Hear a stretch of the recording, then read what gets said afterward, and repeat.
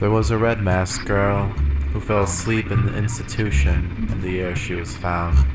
Her translucent skin, lighter than any pearl, coral-colored marks on her wrist shows where she was bound. It all happened in a cellar in Moscow 20 years ago, where they experimented on her like Demkov's hounds. They'd slice and fillet, stitch and sew, all real slow. She'd sputter her words and noises and lose many a pound.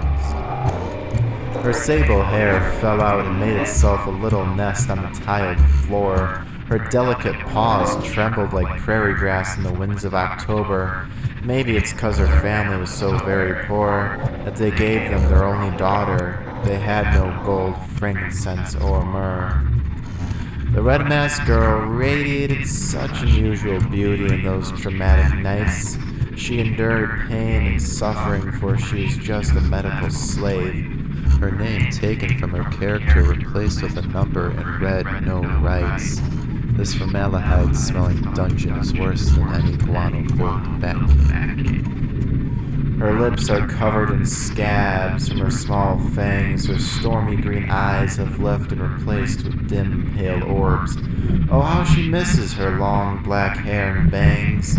She's stuck with a melting brain and a stomach that absorbs. Now she's naked and alone, covered in bruises and scars and incisions, so skinny that the nurses think she's only a bone. She lays juxtaposed between city life and bad decisions. Doctors take her away to a hospital, nurse her into a chair. She presents an authoritative sadness that affects all the motionless nurses, an event so rare. Now with tubes in her throat and arms, who would call this happiness?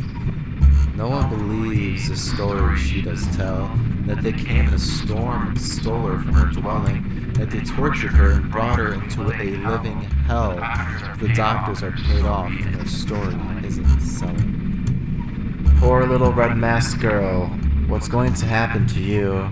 With your unusual beauty and a story that no one believes, your health is declining, which you know may be long overdue. Smog rolls over your breast, and it only relieves, my poor red-masked girl.